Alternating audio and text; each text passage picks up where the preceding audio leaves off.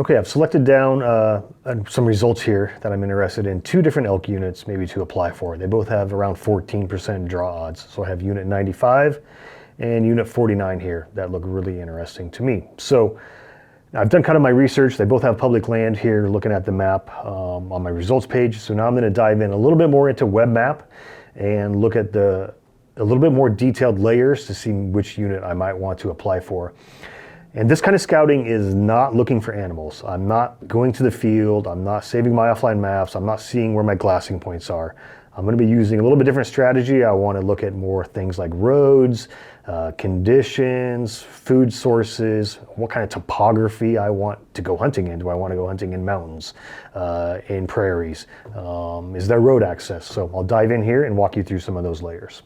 So when you hit the link to go to WebMap, it's going to open up WebMap, and it's going to open up right to that unit centered on your map here.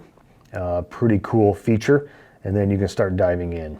And so I can see right here that this actually has a lot of wilderness areas. So if we go to our layers here and go to our land access, we have wilderness areas turned on. So that's good.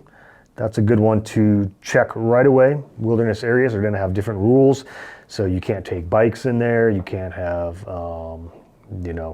motorized vehicles. And so that's going to be a much more remote hunt than other types of hunt just in regular Forest Service or on BLM land. And so if you're looking for a backcountry hunt, that means you probably also want to go early in the year. So elk are going to be up high in the wilderness, typically in archery season. And so if there's a lot of wilderness and it's a late season rifle hunt, they might be down low out of the wilderness area. So that gives you an idea if it's kind of more of a migration hunt or not.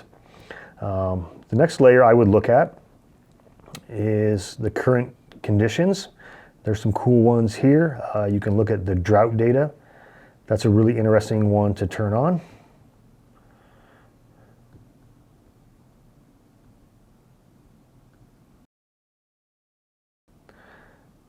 Okay, so with the drought data on, I've zoomed out and you can see that Wyoming currently is not really in any drought conditions. So that means there's going to be a lot of water, some good forage, they've had good snow conditions, and probably some good horn growth. So that's one thing you might want to check to see if, as one side of this state got really extreme drought, the other side not. You'll see when we turn that layer on in some of the other states here that there is still extreme drought going on. So that's a good layer to turn on and just check. Okay, so one of the next layers that I turn on all the time is the motorized roads and trails. So this comes from the Forest Service and some BLM data of what roads are opened for motorized travel and what time of year. So in my Colorado hunt last year, super important to know what roads I'm going to be able to drive and get to in November during my hunt. So if you turn that on, okay, you'll see here now in the unit I'm looking at that we have all of the roads highlighted in purple that are open and accessible for driving, and you can actually click on them and it'll open up the roads, give you the road name, the road ID, the length of the road, what it's accessible by, and the dates that it's open. So for overlanding, high clearance, dirt bikes, ATVs. And so when you're thinking about how you're going to access your unit, are you looking to do a lot of backcountry hiking and getting away? Well, you want to find a unit that doesn't have these roads going everywhere that you think you might want to hunt. Do you want to take four-wheelers and drive around and do a lot of glassing and hunting off that way? Then you want to make sure that it has roads that are accessible to drive. So there's a different way to interpret this data for different types of hunts. And so making sure you can get around and do the type of hunt you want is really important when you're doing the hunt planning. When you're applying side of the scouting, you're not necessarily looking for animals right now. You're trying to match up the unit with the type of hunting you want to do. And then one of the things you can do when you're starting to look for food sources is you can come into the trees, crops, and cover data, which has a lot of layers on different types of habitat conditions. And for elk here, I would turn on the timber cuts and the historic wildfires layer. So that's going to give you the layers that have historic timber cuts from the Forest Service, and then also the wildfires that have happened in the last 20 years here. So you'll see now in this unit that there were timber cuts in 2011, 2012. So those are going to be we're going into 2024. So 13, 14 years old.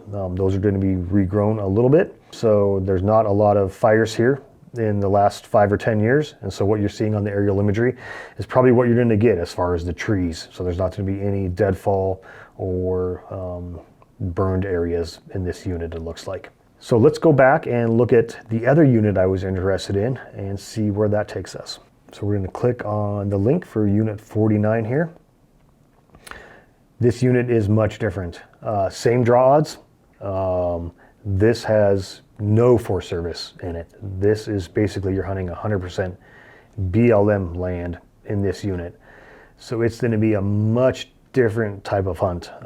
Could be more camping based from a vehicle, more road based driving around, more glassing, a little bit more open country here. And so that's a totally different type of hunt. You'll see I have all those same layers on. So this is really interesting. We're in BLM, but there is a lot of wilderness study areas. So those might have some camping restrictions and access restrictions that you'll want to look up and ahead of time and confirm with the BLM. And there actually has been 1, 2, 3, 4, 5, 6 or so burns in this area as recently as 2020 and 2023. So there's going to be a lot more burned area. There could be some newer forage. Those might be some key areas to focus in on elk when you're actually going through your scouting plan and maybe doing a scouting trip there or getting there before the season. These might be some areas you want to check out. And you'll actually see a lot of roads. This is really cool to have the BLM road data here in this unit. So these are roads that are open, high clearance 4x4, side-by-sides, ATV, dirt bikes. So it looks like this unit is actually pretty accessible as well. We've got some big chunks of BLM land. The other unit had huge, vast amounts of Forest Service. And so these, to me, look like two vastly different types of hunts. And that's where the importance of coming to WebMap, looking at the roads, habitat conditions, access, and the types of public land can help you pick the type of hunt that's perfect for you. So once you get down to your 1 or 2, 3, 4 units that you're interested in applying, be sure to dive in just a little deeper in WebMap here and choose the unit that's right for you.